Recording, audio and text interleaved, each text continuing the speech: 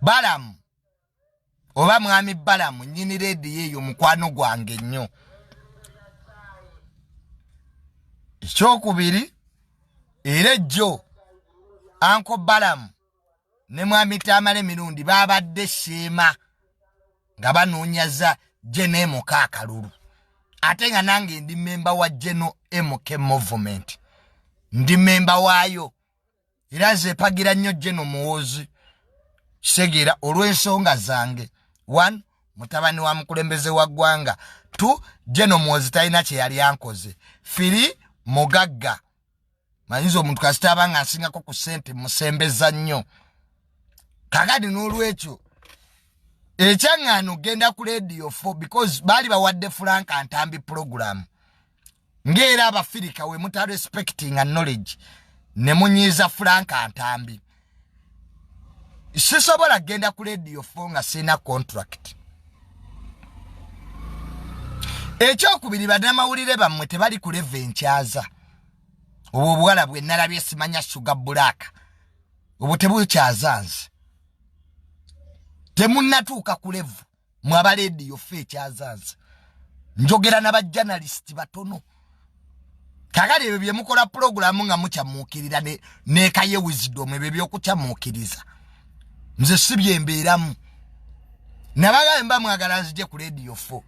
Buli lwa mukaaga omulangira Ndawusi wakakubira amasimu emirundi 3. Nze sikola bwento nina principles. Programu bwammwe obwo obw'okukyamuukiriza nze nabuvaamu. Nzija kwogera bintu biri intellectual. Ebyo mbeeramu awo ne Wisdom Kaye nga muzannyazannya byekisirusiru. Ekyokubiri nabaga sijjanga Kaye waali. Mundete wemba ndi betinga nsooka buuza ati nyenda kwogera nani. Bwe nyenda kutokosha nesangayo Frank Antambi. Tujja ku discussing ebirimu amagezi. Nze bye bya comedy bye mbeeramu ne Kaye Wisdom. Nga mwasaamiridde mwogera ku bantu bajja basuwinga obwo buwalawala obwo Balamu bwe waleeta. N'obuteeka ku radio yo obutayina wadde degree mu mass communication. Moderator atitayongeramu. Moderator kyebayita okumoderate. To moderate a program oyina okubanga you are informed. Kati mwe programu yammwe ya radio 4 gye mwakola ku Saturday mulowooza mugenda giteeka ku mannya g'abantu. Abanayuganda baagala content. Abanayuganda baagala analysis. Eriya abantu osobola okuleeta abalimu amagezi ne ba debating entertainment industry basendi we bali. Gwaza lwaki tulaba programu y'abakasuku talk and talk. Tebagenda personal. Bogera with information.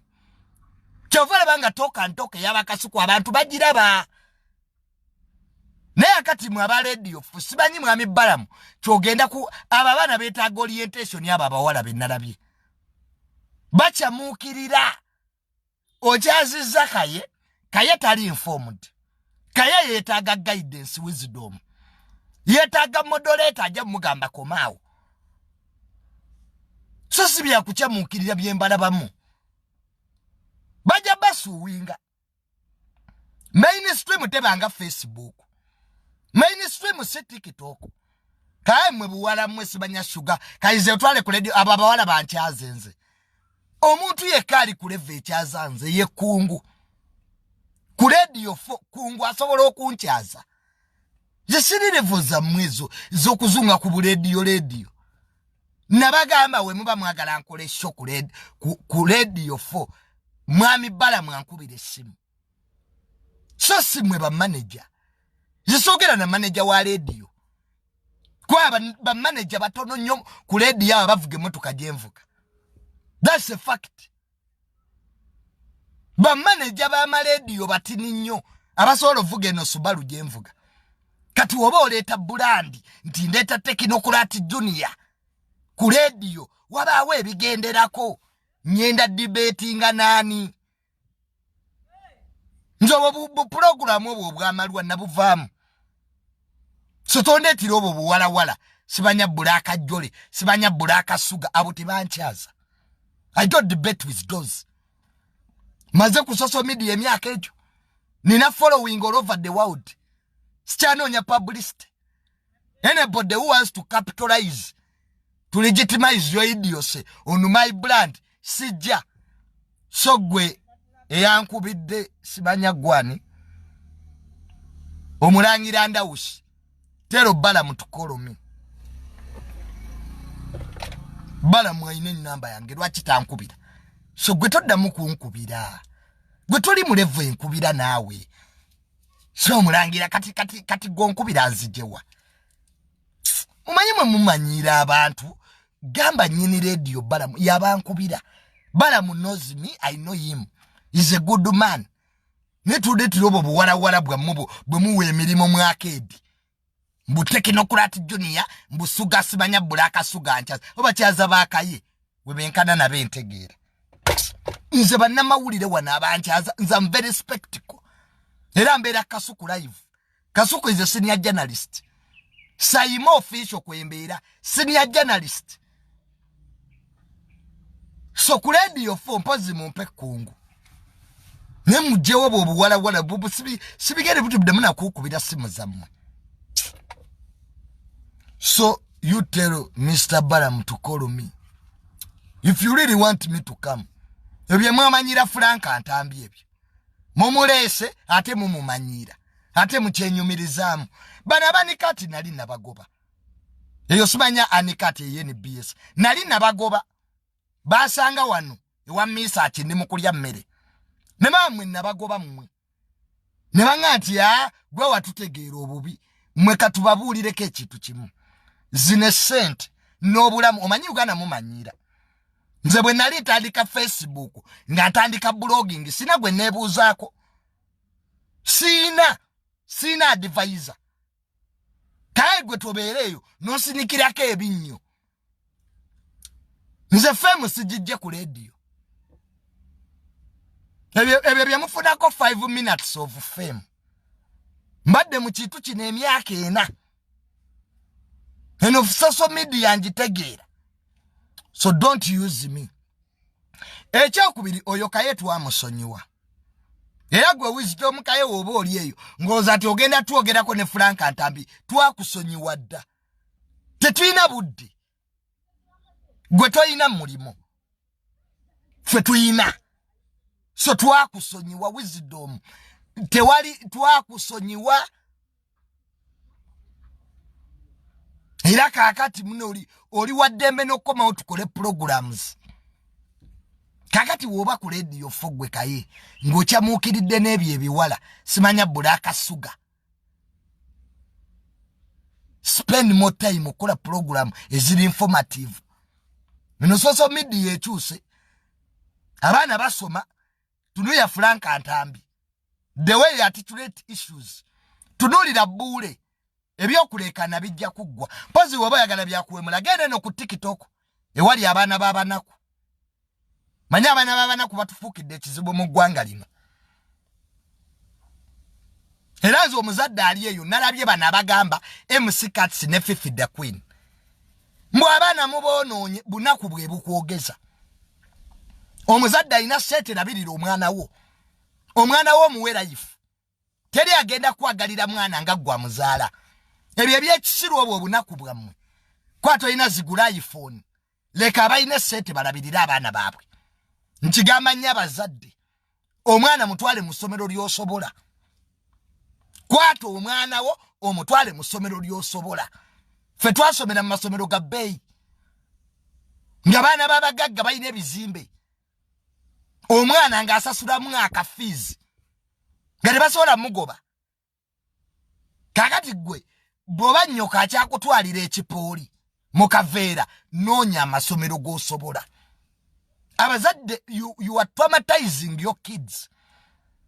Oli mufuna mpola okutta omwana omututte mu ssomero ery'ebbeeyi omwana ali mu kufiiringa out of place. Era nze mwekamba buulire. Buli omwana wo oba osobola mugulira ddole. Mugulire ddole na ice cream. Eriyo abazadde abagulira abaana iPhone. Nze nano omuzadde gwe mmanyi. Aina abaana myaka 7 myaka 10 bakwata iPhone. The latest. Kakati obwo obunaku bwammwe. mugetinga sirudi ku bunaku Atabisobola Atabisobola abivemu wano Kezo yagamba abisobola yabiyingira abantu Muleke beerage bakola nnyo nze sikyalina buzibu na muntu yeraga ku sente ze abantu babonyebonye okufuna sente si munnyo nti buli maka gaguyina mbwe abaana mubonoonye mwabavu mwabonoonye abaana waliwo omwana omugagga ayonooneka Planned Kid ayonooneka ndagaka omwana awemula nga mwana wa mugagga ku TikTok nkuwe sente ku TikTok abawemula olabako omwana w'omugagga abaana babajjeno kwebali waliwo wano omusubuzi mutabani wa Sudiru kwali so abanaku mutuyambe abanaku mutusaasire wano mu Uganda teri asinze mwana wa munaku kwonooneka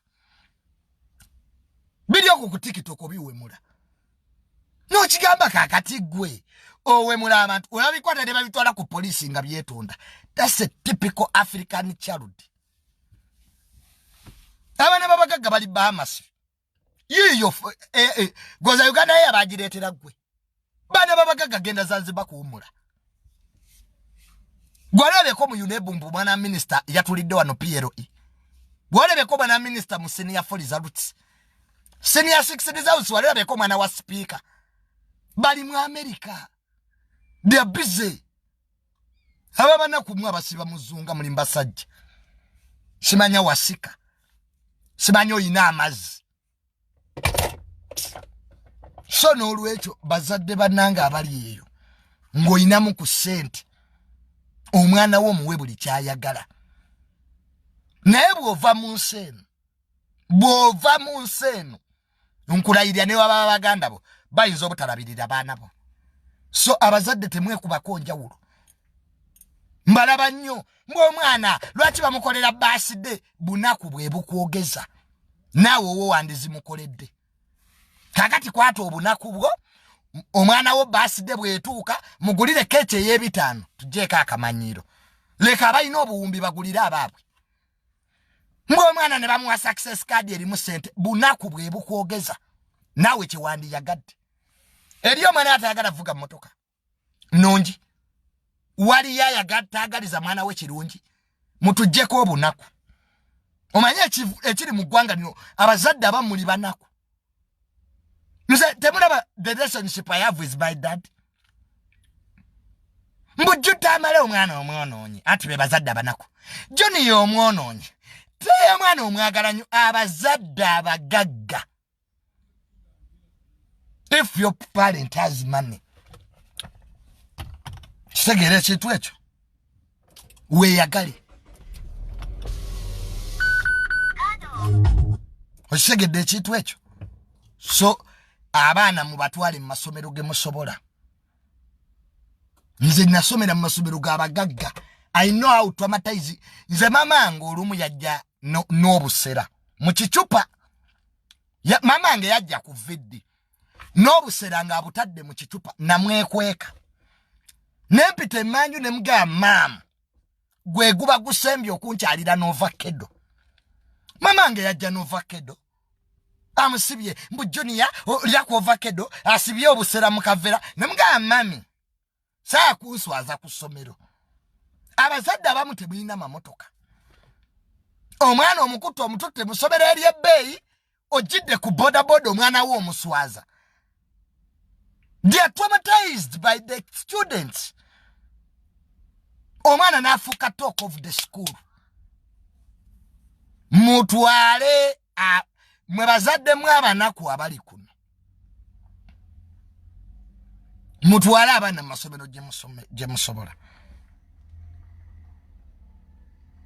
muleke ba Planned Kids bagende mu masomero gaabwe wano manyi nasale zisasula obukadde 3 omwana bamukeeza mu nasale n'alya n'azanya ku 7 ne bamukima miliyoni 3 kati go oli eyonoonya lenti wa mitwalo 2 lwaki temubeera mu layini zammwe omayabane you are pretenders you are acting rich bye byaleetera Wisdom Kaye obuzibu acting rich oli mwavulu nkupe ate wefuula mbu oli mugagga nga wazifunyedde sente kabina atazina tabigula so n'olwekyo ba planned kid tebonooneka sirabanga omwana mugagga ayonoonese not at all so ekyo nakyo kikulu mulekerawo abazadde okwestressinga genda mu ssomero ly'osobola ba planned kid balina amasomero gaabwe gamanyikiddwa zitaiba zikapala parents naye ojja kwekaniikirira nze mbalaba ogenda wano n'obeera mu competition n'omuntu alya magoba g'olya capital mbunaawe oyagala obeerenga junior perfume ze neekuba toziraba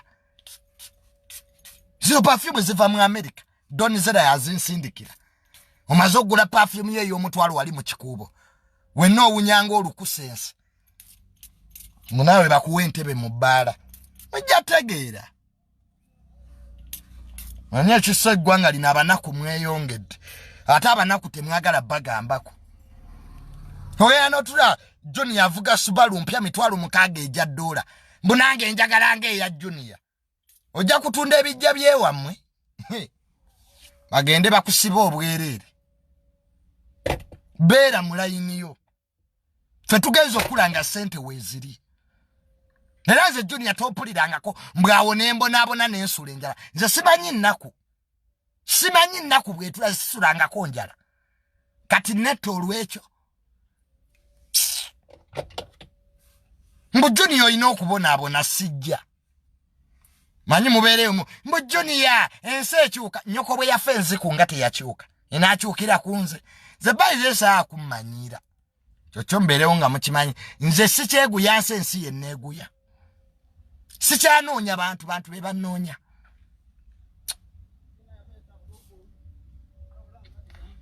perfume neekubadde asikateero eva Cuba ono totomere emmotoka yange manyi abavuzi ba wishi temulina magezi teri abavuzi ba wishi temutegeera kiyinza ogitomera so n'olwekyo Kaye said your Subaru is 20 million ng'akyasula kazo mu single room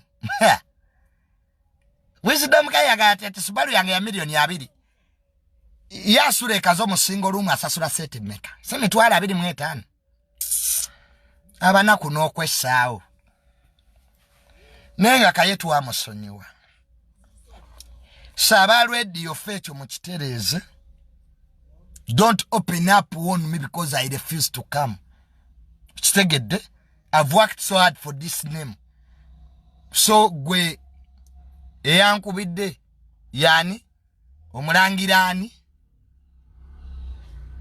yani oyo n'obwo obuwala bwa radio fo butategeera omulangira ani mpozi omulangira Ndawusi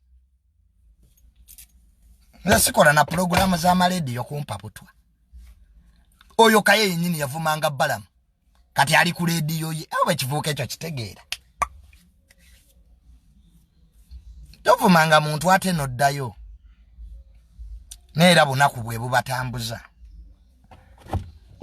sente muzirowooleza mu bantu ezo sente ez'okuteega abantu zikyakola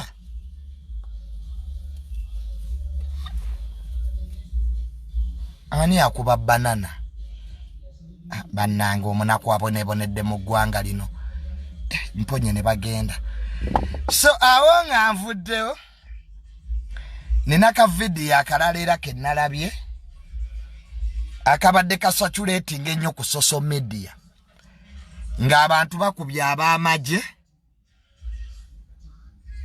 nga bakuba ab'amagye bannange Abannayuganda tukendeeze ku busungu nalabye ka video ng'eriyo family ekuba ab'amagye naye bambi bamaze ne beetonda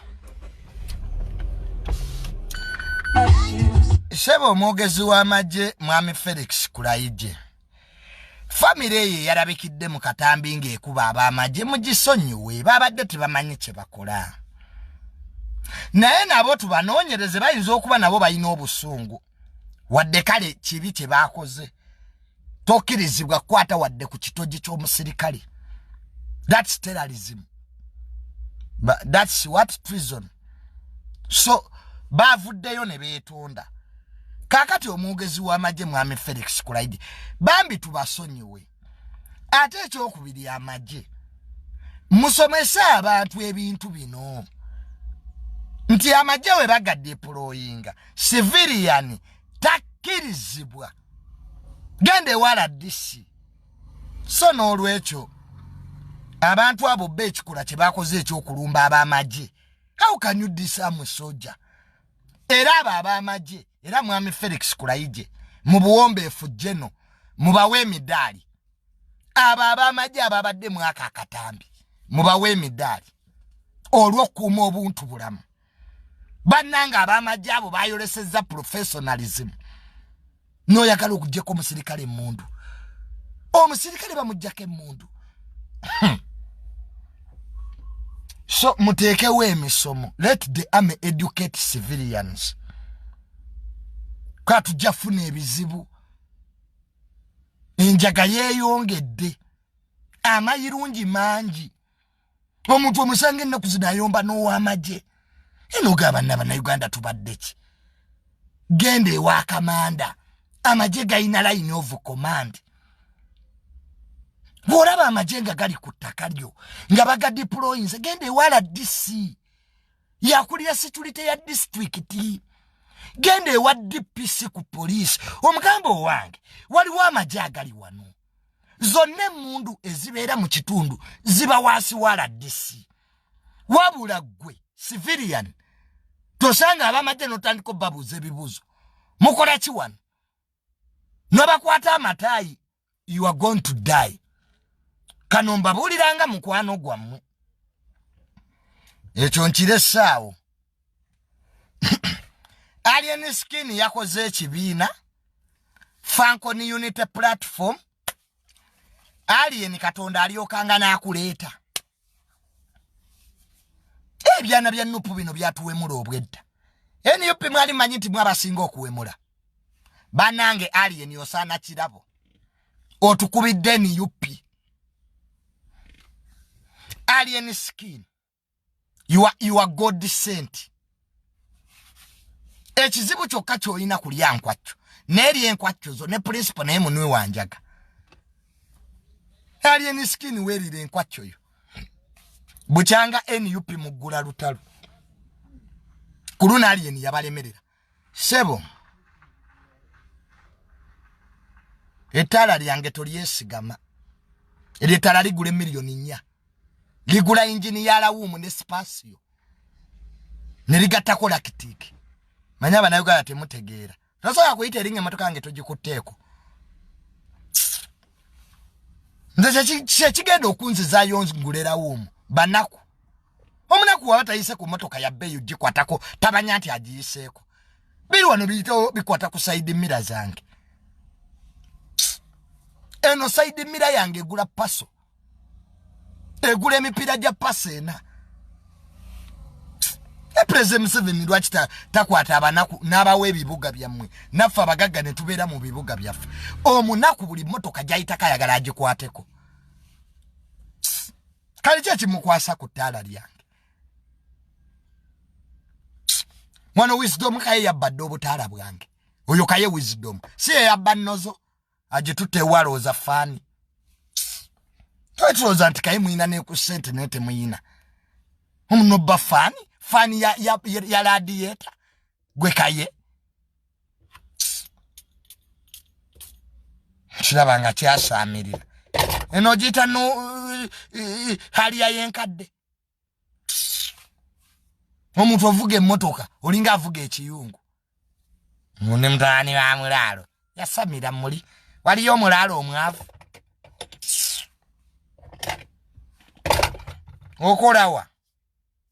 Okolawa gwe. Oyina ATM card gwe Kaye. Mubulire kusamba mupiira kazo. Ne bali abasazi b'embizi. Namala n'agenda wano ewa taata wange Kyusi n'ali ebigodo by'embizi. Ayogera kuba abantu amalusu. Nze wankubadde amalusu Wisdom nabikoowa. Nemmere mbalabe. Etowummula.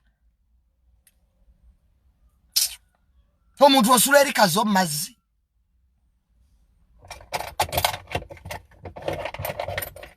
Eyo aliyeyo katika ye yetaga kubanga etwala baziisi.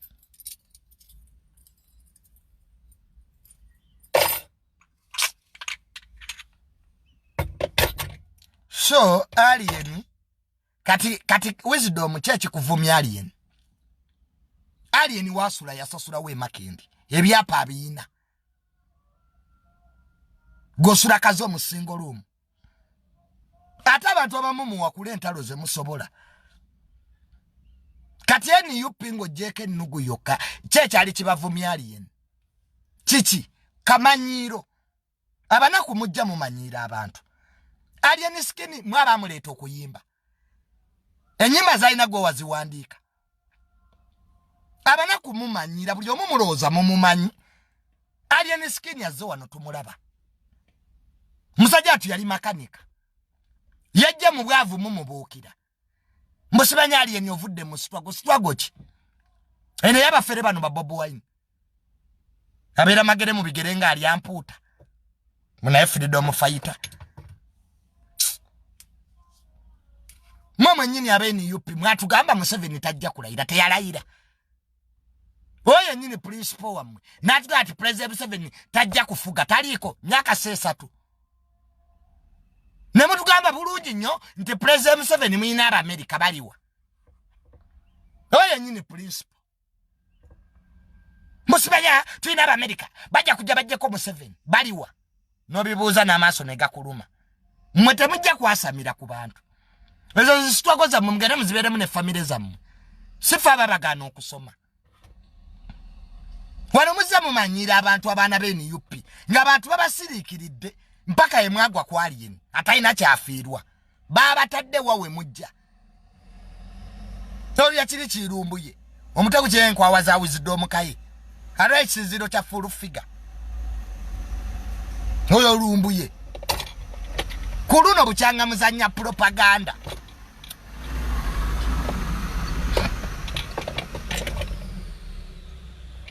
You have overdone it. It's no longer funny. Mune mumanyira abantu nemumanyira abantu. Waliwo wamma ekitu wamma ekisuka. Abantu ne bakikoowa. Alien skin tabakubyete abantu bamwagala. Mumanyidde nnyo abantu Kaye. Nga mwerimbise mu Bob Wine.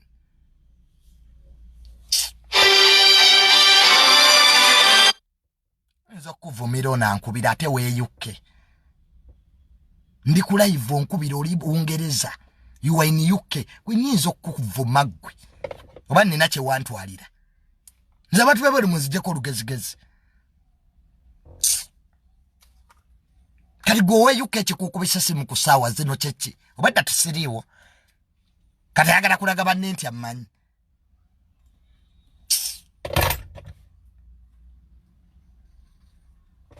Nkubira oli Bungereza onjagaza ki? Ne mukazi wo tuwandika muzigo. Namwe mfune ku discipline. Bali sawa utegereti kakati omuntu ali mu lunch time ekyo abantu bebweru temukiina. Mmalaga kuba bukubisi mufa. Get to know sawa meka mu Uganda.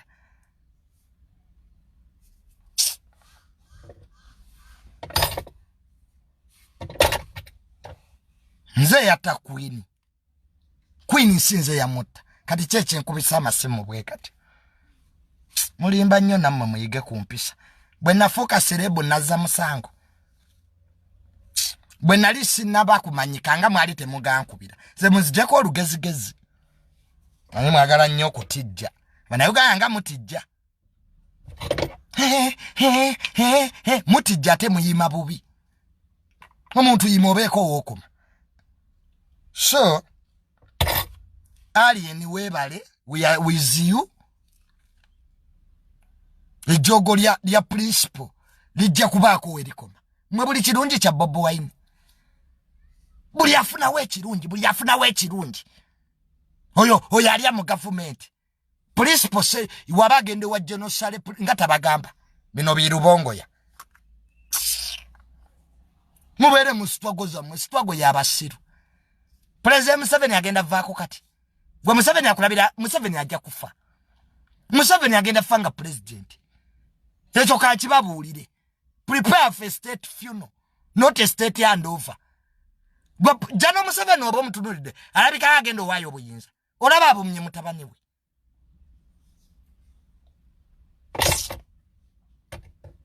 kibaleme kunoonya mirimu mukole gavumenti eno mwabagireeta musoke mugijjeko mwabagireeta mbwesi yaffe etuluma gwalina ekyapa kya Uganda mutujjeko akajanja mutuule mukolere famire zammwe banyamwe mwabaleka mu byalo muli Boston mwesongodde muli omwasamiridde famire zammwe njavu banyina mwe bali eno bakola bwa malaya muli ku Museveni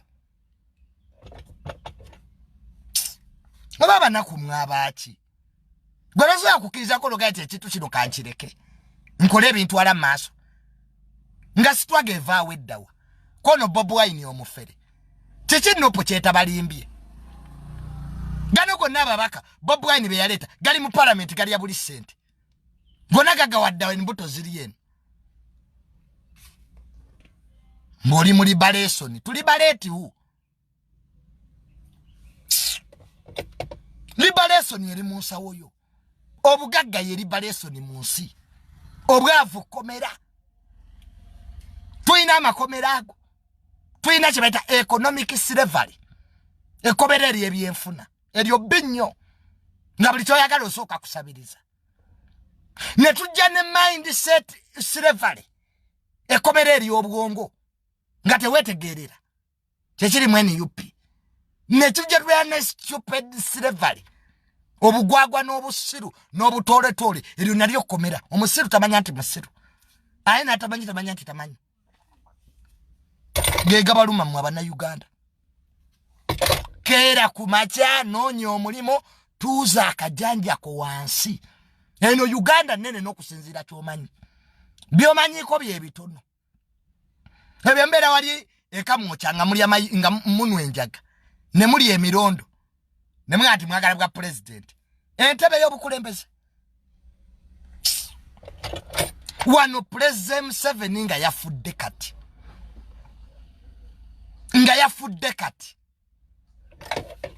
muddeyo muloko down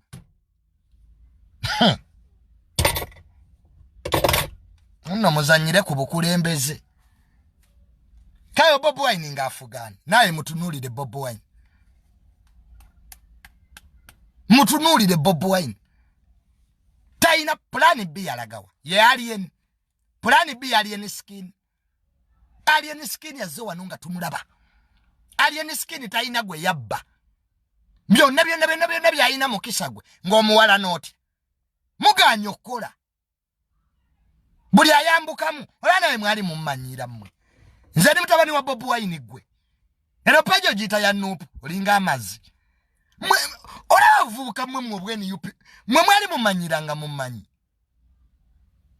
nzabela mu struggle z'abanaku nali ya principal gwe mabaiza we mmwe kamba bulireyo mmwe ekintu kimu nze temumanyiranga gwakubiri mbalaba mujja wano muwandika bukobe eno page yeni yupi mukwate mango obusiru bwammwe mubuze eri mu banyammwe ezo struggle zammwe sibajja situlwago o struggle inga nani gwe mbwa za kukyala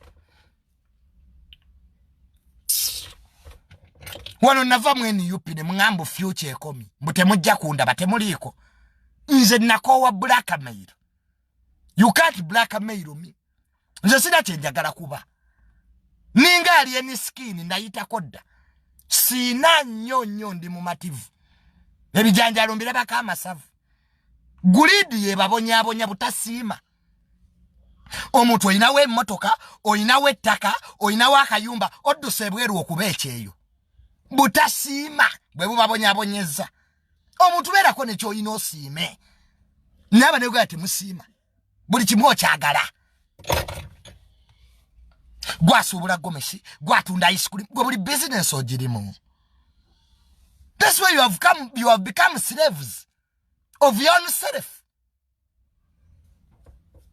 Omuntu oli bulungi wano oyinawo omulimu oyinawo akamotoka oyinawo ennyumba oyinawo ka business ekikutwala okuba ekyeyeebweru kyeki mululu kwawulidde bano bafuna dola bali bafuna paundi ebweru yo wangu nga muddukayo ne mujja wano musama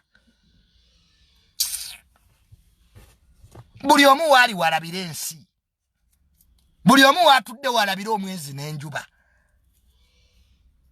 wana abantu bayinza okunyumiza Dubai guli omusana gusobokeka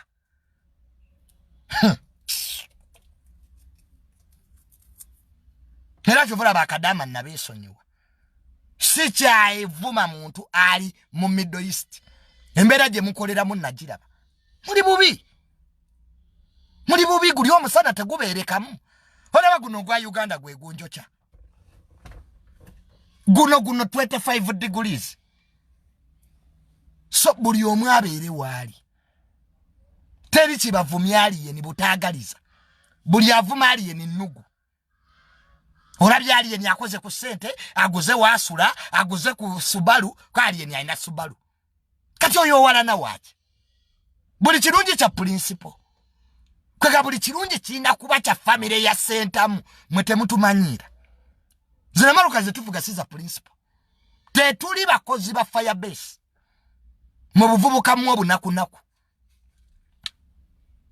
mwesonyiwa abantu sitwagoza mwe sifa bazibateekamu bwe muba muwulira sitwagozi bakooyi nga President 7 temugenda mujja kubaga mazima mono teri agenda kujjako mu 7 is a regional warlord akulira region namba myaka 37 asinga ne bakabaka abali mu Middle East okufuga o Abu Dhabi yakafuga n'emyaka 2 tegannawera ono jeno Museveni ali myaka 37 agenda mwago oyo taba mukulembeze abakabaka ebya demokrasi twabivaamu dda gwambuli ya mukulembeze ayogera ne gwanga nga anwa chai wano President 7 addressing eggwanga nga anwa chai bwayongera mu sukali gwali omulabyewa ali comfortable mwanno mwasamirire manyaba nakumulwawo okutegeera nze nategeera nenzirayo nenoonya omulimo